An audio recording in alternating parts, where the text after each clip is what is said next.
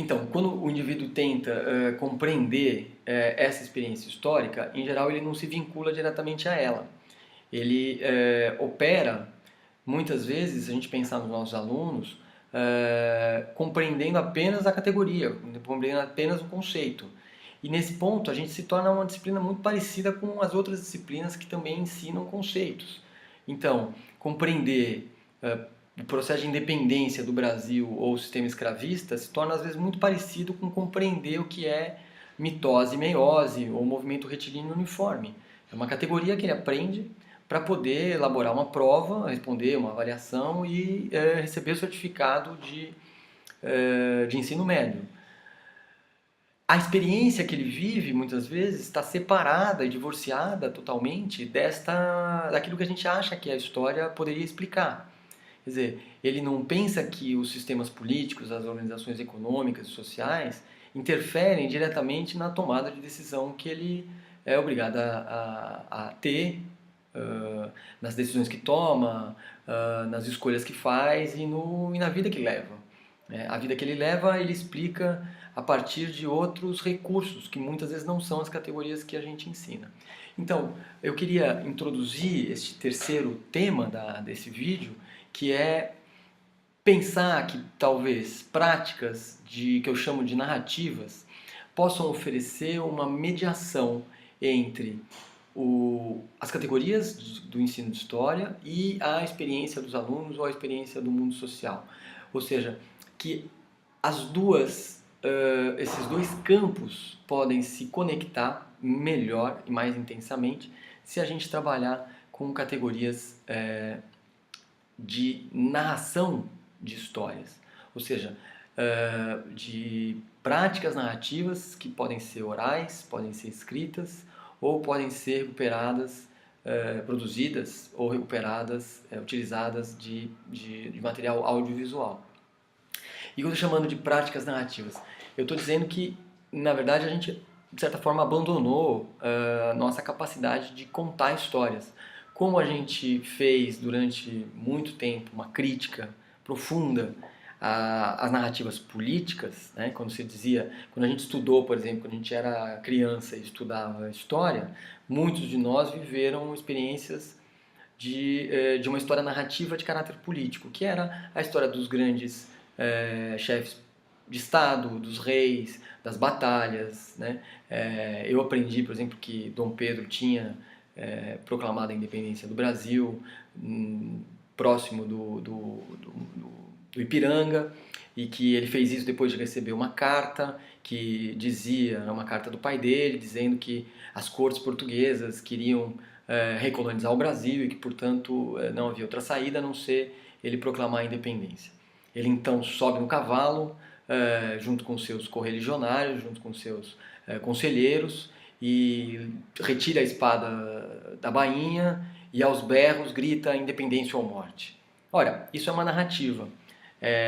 Isso é uma narrativa que a gente sabe que não explica o processo histórico e que, portanto, nós abandonamos, inclusive, este ponto de partida do acontecimento histórico. O que eu estou propondo é que a gente tinha que pensar um pouco melhor sobre este abandono e recuperar não as narrativas políticas, mas as formas narrativas que podem trazer de volta para a história a experiência do indivíduo, a experiência do sujeito e, ao mesmo tempo, fortalecer no processo de compreensão dos nossos alunos sobre as suas próprias experiências, fortalecer uma tomada de consciência sobre as experiências que viveram. Traduzindo em miúdos, me parece que quando a gente olha para o ensino de história, a gente carregou demais naquilo que efetivamente a gente precisa ensinar, que são as categorias, e esvaziou demais aquilo que era ou deveria ser um papel fundamental da história, que é colaborar para que o nosso aluno se sinta efetivamente sujeito da sua própria experiência, quer dizer, que ele sinta-se capaz de compreender a sua própria experiência, a experiência do mundo, e atuar nela da melhor maneira possível. Eu queria que nos nossos encontros a gente, além de discutir alguns conceitos, como eu estou propondo no material que eu estou enviando para ler, que a gente também fosse capaz de pensar um pouco isso. Que potência tem, no fim das contas, sem que a gente nem sempre, sem que a gente perceba o tempo todo, mas que potência tem a narração, o contar histórias. Que potência tem quando os nossos alunos contam histórias para a gente. Que potência tem quando nós somos capazes de contar histórias para os nossos alunos. Quer dizer, que lugar isso poderia ter na compreensão do ensino de história, na compreensão dos processos históricos e também, para a gente ter como ponto de partida aqui nosso debate, como princípio para a decisão que vamos tomar sobre que conhecimentos são necessários no ensino de história. Afinal de contas, vocês mesmos apontaram, quer dizer, a história não é apenas a história política, embora ela tenha que ser uma história politizada. E o que significa ser politizado?